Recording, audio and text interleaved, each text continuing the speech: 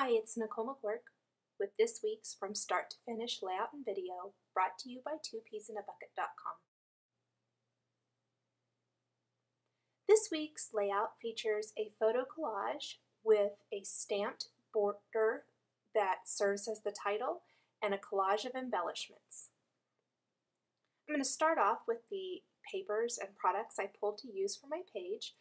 The blue paper is from Crate Paper, one of their new collections, as well as the yellow. It's not from the same toy box collection, but these are all from their new collection. Some punch-out die cuts, a text paper. Now that red paper, polka dot paper, is from Echo Park, as well as one of the border papers that I'm going to use here in a little bit. Plus I pulled a few sticker sheets. I thought I might use that border, and then this alphabet from Studio Calico, and then I'll pull a few other things as we go along. The first thing I'm going to do is trim this teal pattern paper from Crate Paper to 12 inches. Just cut off that little strip there at the bottom. This is going to serve as the background of my page. And I'm going to adhere my photo collage to the bottom of the design. I'm not going to adhere it quite yet. I want to make sure I lay everything out first and like how it looks before I start adding any adhesive. But I want to use this cute little number border from this Echo Park for the record paper. Has a bunch of paper strips, and so I trimmed that one. And then I'm going to trim a border from this wood grain paper from the Crate Paper Toy Box collection, just to kind of get started. Plus I'm going to trim about a 1 1/4 inch by 12 inch strip from this very light text background paper. Just have a little strip of it there, but I need to cut it a little bit thinner. And then I'm just going to simply kind of lay out my papers and see how I want to adhere all these strips to my background.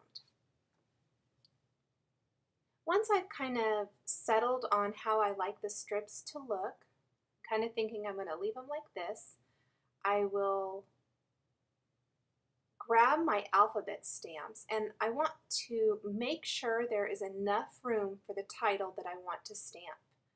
So I'm going to lay out each of my letters here, just going to pull them off,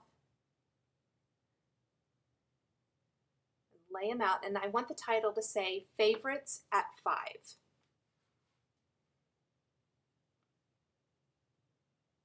Grab the S there. And then I'm just going to take the letters I need to continue the title and move them down just a little bit, just to make sure that I have enough room. And that looks like that's going to work.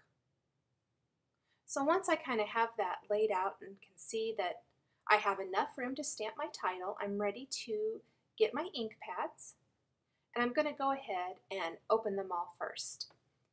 I'm going to be using the Brown Sugar by Jenny Bolin, Chicken Feed, which is kind of an orange, the Cough Syrup, which is a red, and then I have a few Stampin' Up! Stamp pads, Crushed Curry, Bermuda Bay, and Kiwi Kiss. And I picked these colors for no other reason but that they match the papers and the other products I'm using. I was really particular when I went to my ink stash to make sure I found inks that match the rest of my page. So I'm going to ink up my first letter and go ahead and start stamping my title. And I'm just going to lay out a baby wipe over here on my work desk and rub off that excess ink as I go along. Just kind of cleaning up as I go. And I'm going to speed this up just a little bit so it's not quite so long and tedious. But I wanted to stamp this in multiple colors just for kind of a fun, bright look for the page. I thought it worked nice for a child's page. I think it's fun every once in a while to record your kids' favorite things. It's interesting looking back at them over the years to see how their hobbies and and toys and things that they like to do change.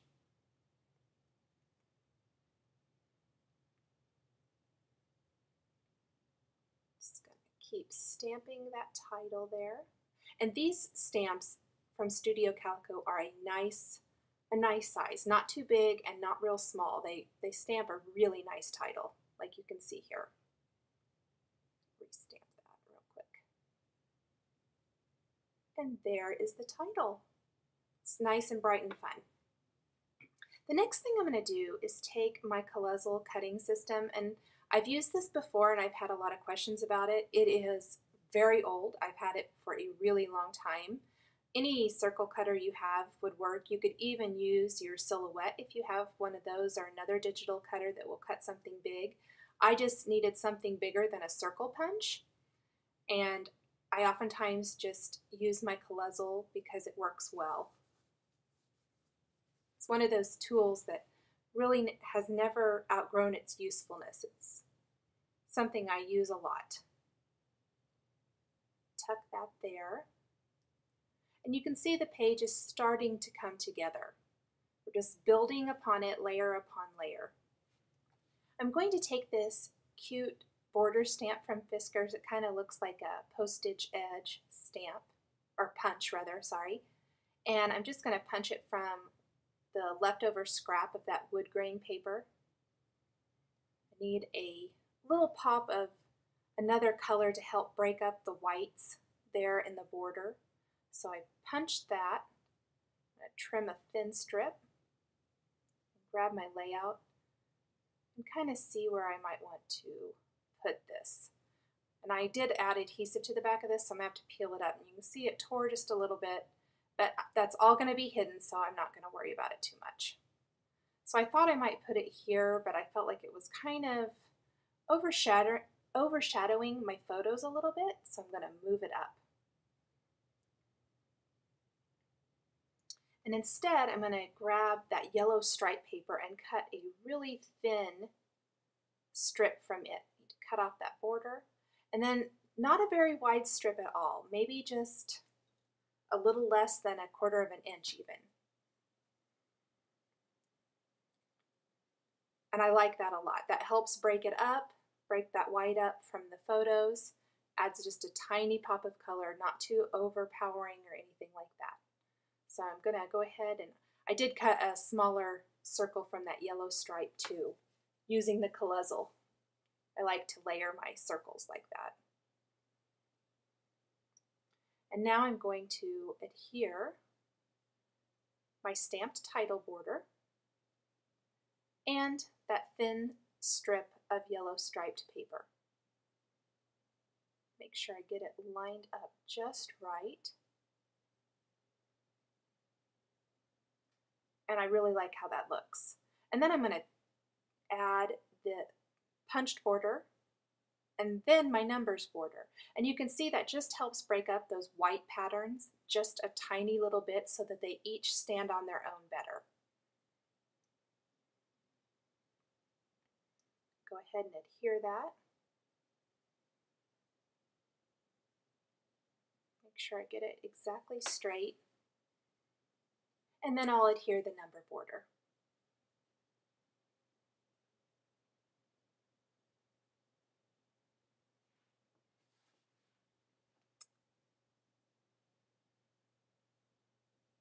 And now I'm ready to add my embellishments. I'm going to take a circle punch and punch a couple of half circles from the red polka dot paper to make kind of little end caps for my border there. I like to do that a lot. I originally had put circles, stickers there from October Afternoon, but I am going to remove those on top of those half circles. I took a little tab from one of the October Afternoon stamps or sticker label sheets, and these are some die cuts from the Crate Paper Toy Box collection. And I'm just going to adhere those on top of my layered circles. And I picked these particular punch outs. I always like to pick, I'm not very good at picking just random things. They always have to have a little bit of meaning for me. And so I picked things, the dinosaurs, because there's some dinosaurs in the photos, and the car because one of the pictures has his cars in it. That's one of his favorite toys. And of course the little 5 tab because he is 5. So all of those things had specific meaning. I stapled that tab to the border just for a little extra security, plus it adds just a little touch of something. I'm going to punch a couple of half circles from that yellow striped paper and adhere those on top of the other ones. Again, I like to layer them.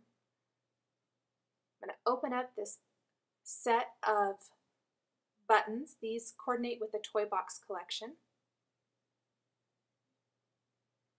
And I'm going to grab a couple of the assorted buttons.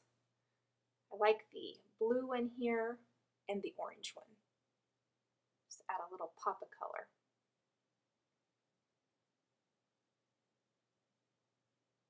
And then I'll sew those on with some string. Then this little button paper clip is from KI Memories, and I thought it added a fun touch there with the embellishments. Now I've been getting a lot of questions about what I use to stamp my dates on the label stickers, and I use an office stamp a lot, and if I don't have the right date to use, I use this really old Making Memories magnetic date stamper. It is not new at all. I've had it for years, but it often works if I don't want to stamp like the specific date. Like here, these photos are from January of this year, not all one day, but over several days, over the entire month. So this stamp works good, so it kind of includes the whole month. I could put January 2011, not like January 14th or something like that. I stapled the journaling in place. I left that corner empty for the journaling specifically, and then I added one additional sticker up in the right-hand corner. And the page is done. Really simple, bright and fun, perfect for a kid's page. For more information on this layout, plus a list of supplies I used, please visit twopiecinAbucket.com on March 23rd, 2011. Thanks for watching.